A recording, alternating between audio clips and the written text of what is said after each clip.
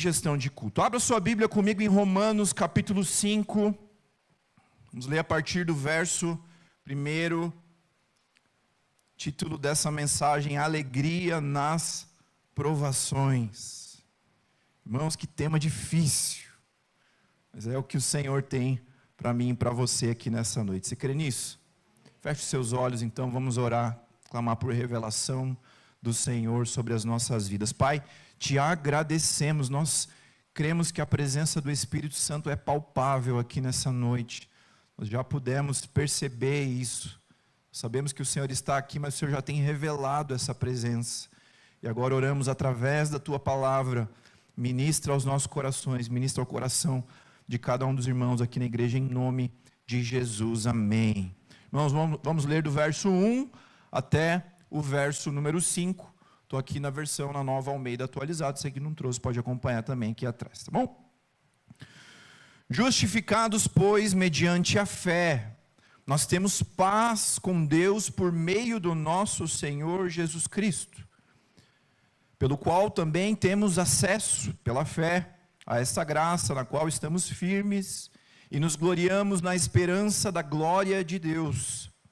E não somente isso, mas também nos gloriamos nas tribulações, sabendo que a tribulação produz perseverança, a perseverança produz experiência, e a experiência produz esperança. Ora, a esperança não nos deixa decepcionados, porque o amor de Deus é derramado em nosso coração pelo Espírito Santo que nos foi dado. Meus irmãos, esse texto fala sobre algumas das questões mais desafiadoras da nossa caminhada com Deus, da nossa fé. Esse texto fala sobre os tempos das nossas vidas em que passamos ou passaremos por provações, por tribulações. É a palavra que foi escolhida aqui pelo apóstolo Paulo. Depois a gente vai entender um pouquinho mais o que é isso. Mas ele nos ensina algumas coisas sobre como passarmos por esses momentos. E sabe, é precioso ver o agir de Deus aqui nessa noite, porque eu ia falar sobre essas duas realidades. Eu ia falar o quanto nós cremos em um Deus que realiza milagres, em um Deus que transforma circunstâncias. E se a gente combinar, a Melina conduziu aqui o tempo de clamor por cura já nessa direção. Nós cremos nisso, nós cremos com a nossa própria vida. Isso faz parte da nossa história, faz parte do testemunho de fé. E eu sei que você também aí foi lembrando de histórias, de testemunhos dos feitos do Senhor, de situações em que o Senhor mudou rotas que eram completamente improváveis de serem transformadas. Então nós cremos que Jesus, ele fez os seus sinais, as suas maravilhas aqui nos tempos bíblicos, mas nós cremos que ele continua a fazer nos dias de hoje. Quantos creem nisso? Nós temos evidências nas nossas vidas. Poderíamos aqui, se a gente fosse passar um microfone para cada um teria evidências, eu creio. A maioria de nós reconheceria essas evidências de um Deus que continua a agir, continua a transformar circunstâncias, e nós devemos colocar a nossa fé nesse Deus que é capaz de transformar circunstâncias. Nós devemos desafiar a nossa fé, devemos clamar ao Senhor com toda a convicção de que Ele tem poder para mudar circunstâncias, para transformar circunstâncias.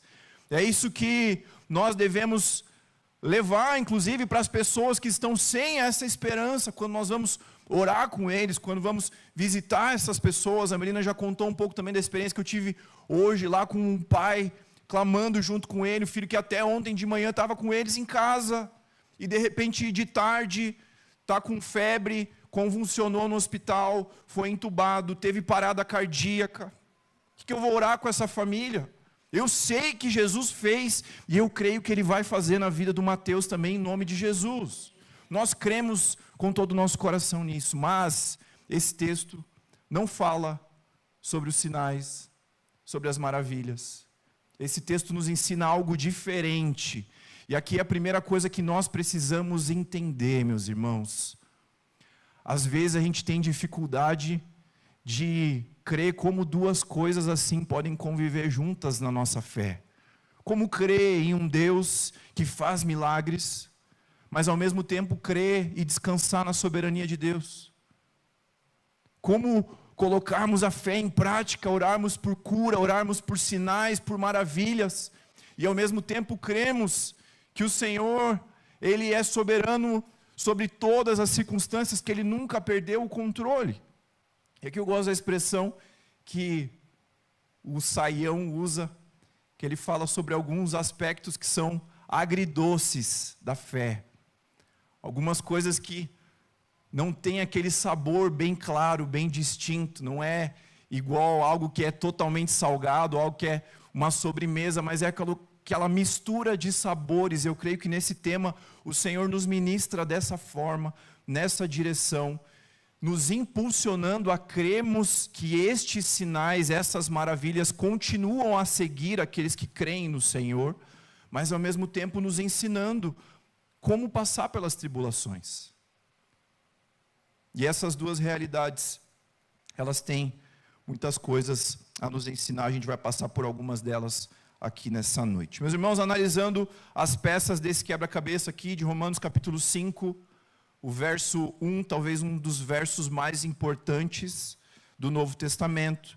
Justificados, pois, mediante a fé, temos paz com Deus por meio do nosso Senhor Jesus Cristo. Esse paz com Deus tem tanto significado, tem tanta profundidade por trás disso. Quando o apóstolo Paulo usa essa linguagem bélica aqui, essa linguagem da guerra, mostrando aqui ao longo da construção aos romanos que éramos antes inimigos de Deus, agora por meio de Cristo temos paz com Deus, a justiça de Deus foi saciada por meio da pena que Jesus decidiu cumprir em nosso lugar. Mas o texto segue, você já viu, ele fala sobre outras coisas e ele de repente começa a falar sobre tribulações.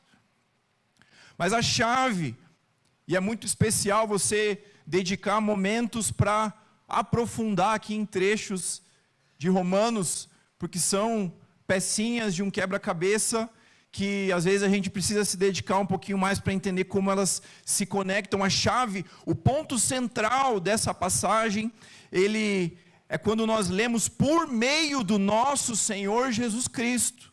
Por meio do nosso Senhor Jesus Cristo temos paz com Deus. E ele segue: por meio do nosso Senhor Jesus Cristo obtivemos acesso à graça, na qual estamos firmes. Por meio do nosso Senhor Jesus Cristo nós nos gloriamos na esperança da glória de Deus. E por meio do nosso Senhor Jesus Cristo nós nos gloriamos nas tribulações. Então a primeira coisa que já falei algumas aqui, né?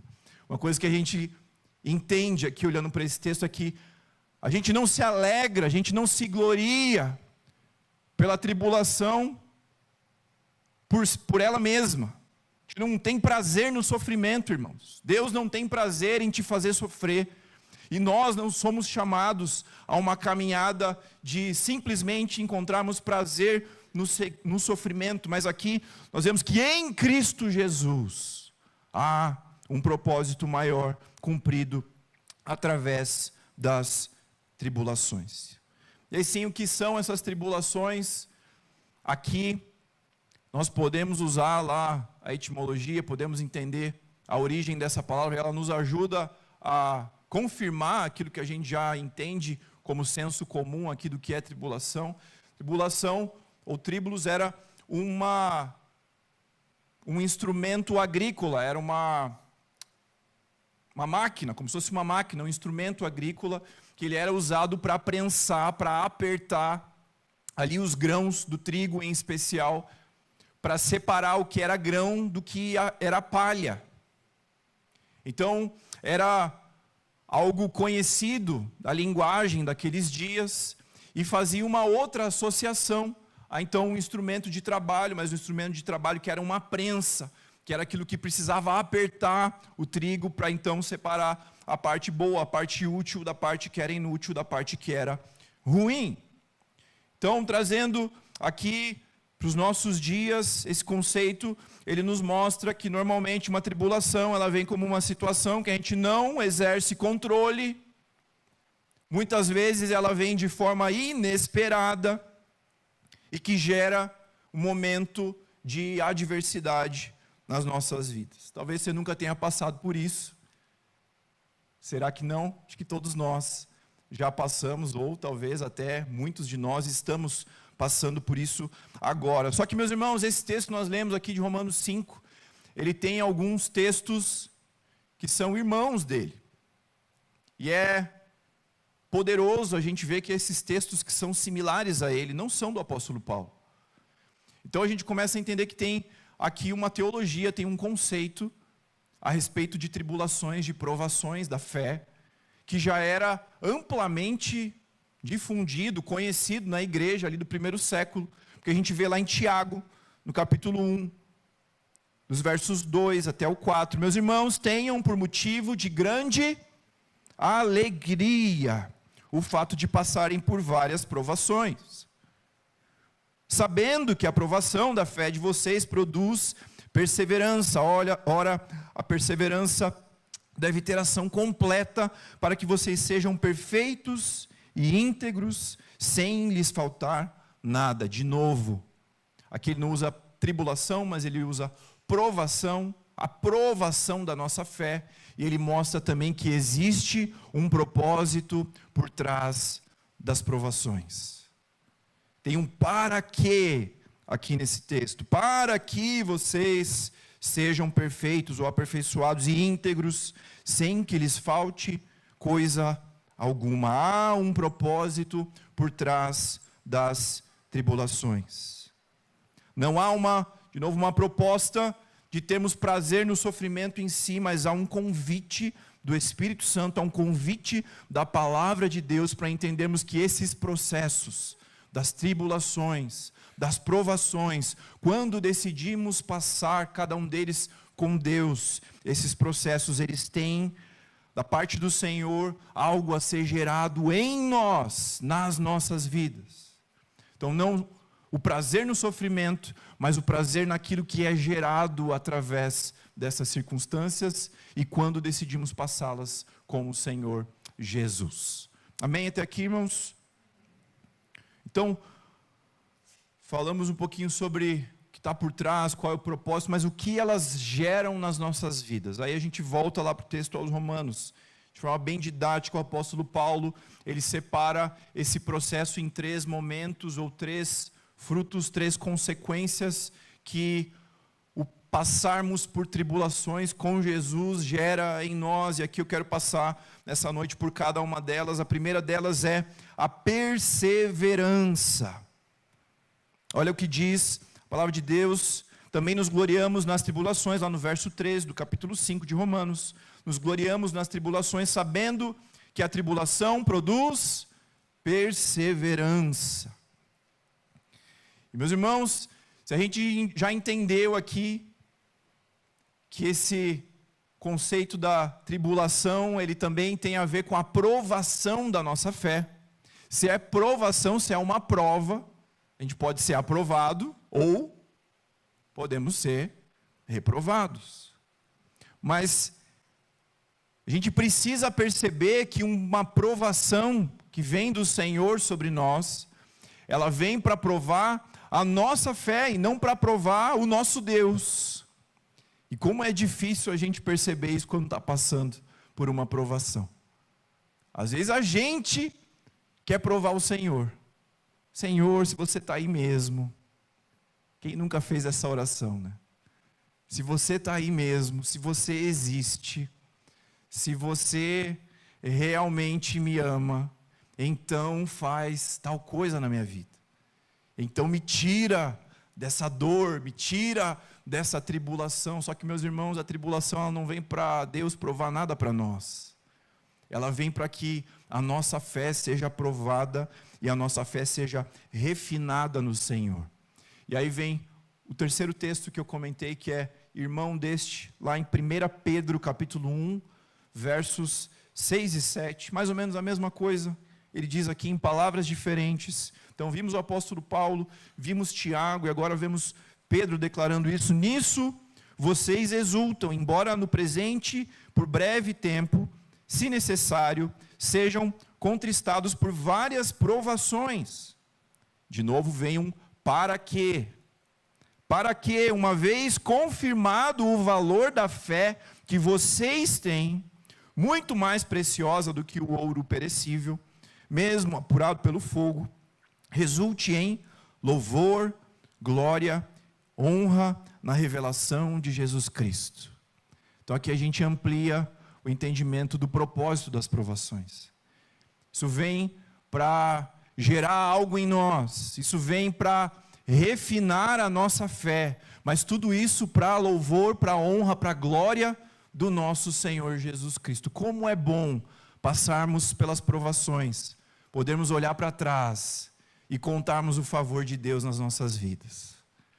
Como é precioso termos a fé refinada, decidimos passar por esses processos com Jesus, e ao final podermos testemunhar do que essa tribulação, que essa provação gerou no nosso coração, na nossa fé.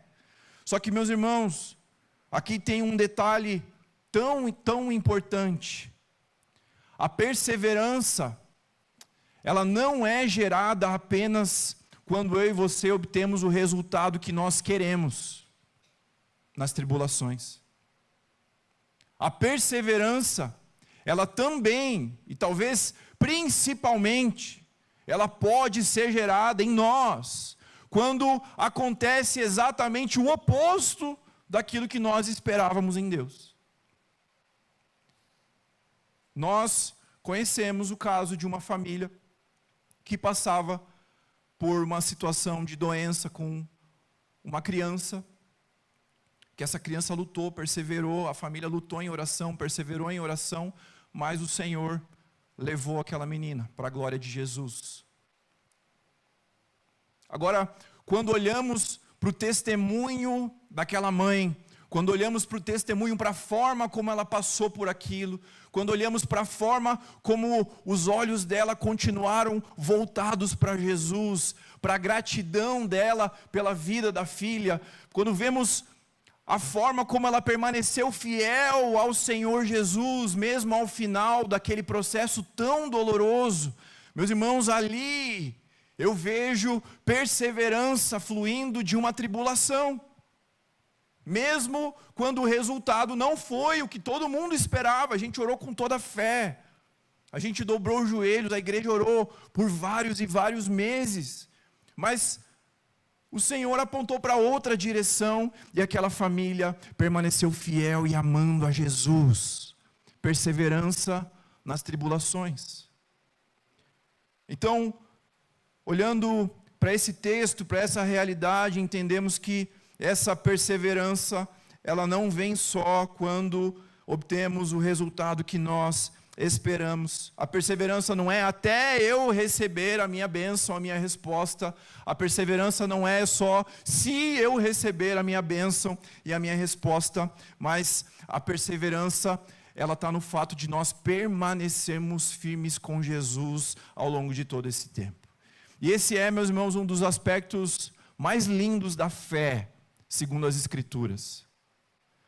Nós associamos fé a crer em algo impossível.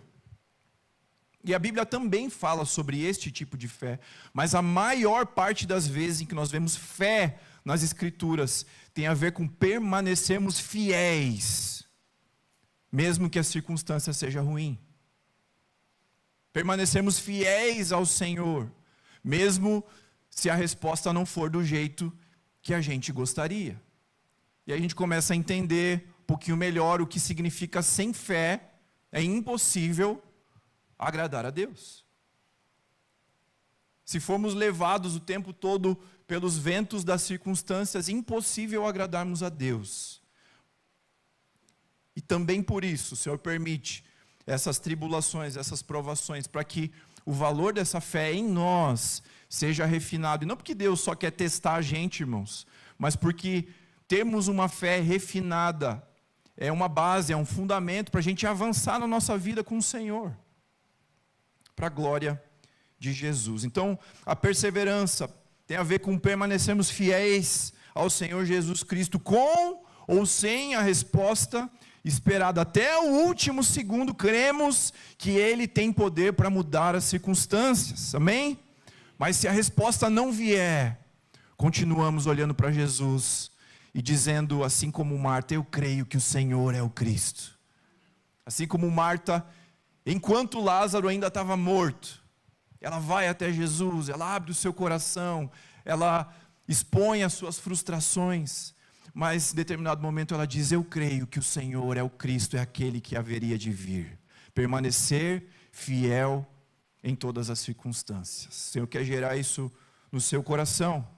Então o apóstolo Paulo fala sobre a perseverança no verso 3, depois ele continua no verso 4, a perseverança produz experiência. Então, a gente sai da perseverança e vai para experiência. A gente já falou um pouquinho sobre isso, mas, de novo, como é bom podermos olhar para trás e contar dos testemunhos de provações superadas, de provações em que fomos fiéis, fomos perseverantes até o fim. O quanto isso é precioso, e isso gera em nós essas experiências que alimentam a nossa fé, que nos fazem poder olhar para alguém que passou por alguma história parecida e ministrarmos sobre a vida dessas pessoas, que nos fazem entendermos que muitos dos nossos testemunhos grandiosos, eles vêm junto com a resposta de Deus, vem junto um convite para que esses testemunhos se transformem em ministérios nas nossas vidas. Não o ministério do crachá, do organograma lá da igreja, eu sou um ministro de tal área, não é sobre isso.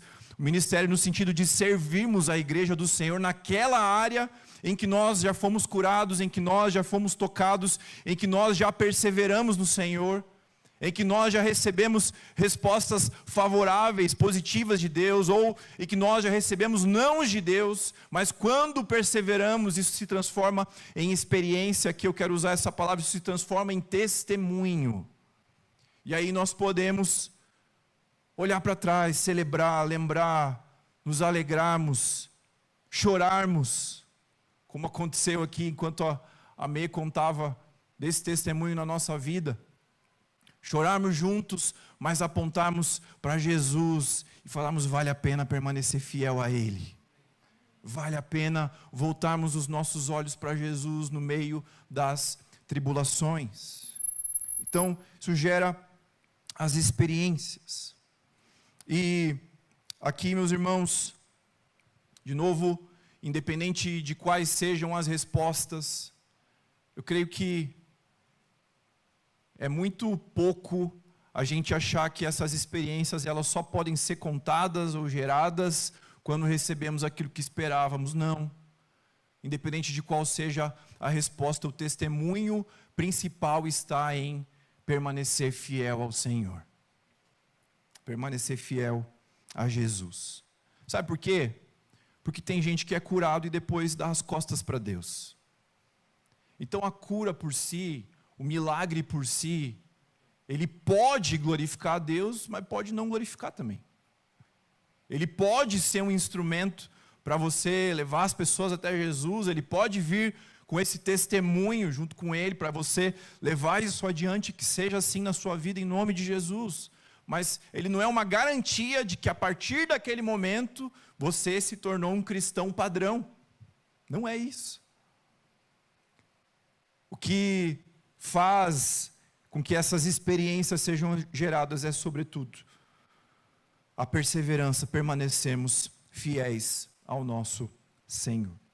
E aqui, meus irmãos, em último lugar, você já deve ter até espiado ali atrás, verso 3 nós falamos sobre a experiência, no verso 4 falamos sobre a perseverança, e aqui no finalzinho do verso 4 nós lemos que a perseverança produz experiência, e a experiência produz esperança. Então, perseverança, experiência e esperança. Também não é difícil de entender e de aplicar. O quanto nós podemos caminhar esperançosos no futuro com Deus, esperançosos no futuro com o Senhor, quando temos essas experiências, esses testemunhos para contarmos, quando temos histórias para contar de que vale a pena seguir o Senhor, o quanto, ao mesmo tempo em que olhamos para trás, olhando para essas histórias, ao mesmo tempo os nossos olhos se voltam para a esperança e para a realidade que Jesus voltará em breve. Você conversa com alguém que teve o luto na sua família e que permaneceu perseverante. A esperança do Senhor é o que sustenta uma família enlutada. A esperança, e aí a gente vê a diferença, por exemplo, de um enterro, quando você vai no enterro de alguém que todo mundo sabia que creu em Jesus, e do enterro que era uma situação diferente. Quando é o enterro de alguém que creu no Senhor, nós podemos quase que sentir o cheiro da esperança no ambiente. Mesmo que haja tristeza, mesmo que haja o luto, mas nós percebemos a esperança daqueles que podem olhar para frente, mesmo diante da morte, sabendo que não acaba aqui, sabendo que Jesus declarou: eu sou a ressurreição e a vida, aquele que crê em mim, ainda que morra, viverá. Essa é a esperança que nos move como povo de Deus. E aqui, meus irmãos, já caminhando para a gente encerrar, eu reli nessa semana o testemunho daquele hino Sou Feliz com Jesus. Quantos conhecem aqui esse hino? Talvez a gente possa cantar ele então daqui a pouquinho. Mas esse hino tem tudo a ver com o texto que nós acabamos de ler, com essa verdade que nós estamos entendendo aqui no Espírito. Porque o homem que escreveu esse hino se chama Horácio Spafford. Ele primeiro perdeu uma boa parte dos seus bens em Chicago, no incêndio que aconteceu em 1871. Ele tinha 4 filhos. Depois desse episódio, eles decidiram passar, ele e sua família, um tempo na Europa, mas como ele ainda tinha questões para resolver nos Estados Unidos, foi primeiro sua esposa e suas 4 filhas, só que no meio do trajeto houve um acidente com aquele navio, o navio naufragou, sua esposa sobreviveu, mas as suas 4 filhas morreram. E aí, a esposa lá da Europa, não tinha WhatsApp, irmãos, não tinha e-mail, não tinha malmente ali o telefone, aliás, não tinha o telefone, então ela entra em contato com ele por uma carta e ela avisa que ela estava salva, porém sozinha. E aí aquele homem pega suas coisas, vai até a Europa. E no meio do trajeto, lá no meio do mar, lá onde ele tinha perdido então os seus filhos, ele escreveu aquele hino. Se paz a mais doce puderes provar, se dor a mais forte sofrer, ó seja o que for, tu me fazes saber que feliz com Jesus sempre sou. Feche seus olhos, vamos declarar isso. Sou feliz com Jesus, sou feliz com Jesus, meu Senhor. Em Tiago, capítulo 1, verso 2, meus irmãos, tenham por motivo de grande alegria o fato de passarem por várias provações, sabendo que a provação da sua fé produz em vocês perseverança. Ora, a perseverança deve ter ação completa, para que vocês sejam perfeitos e íntegros, sem que nada lhes falte. E aqui pegando o último verso da passagem de 1 Pedro, que ela resulte em louvor, glória e honra na revelação de Jesus Cristo. Amém? Você pode ficar em pé.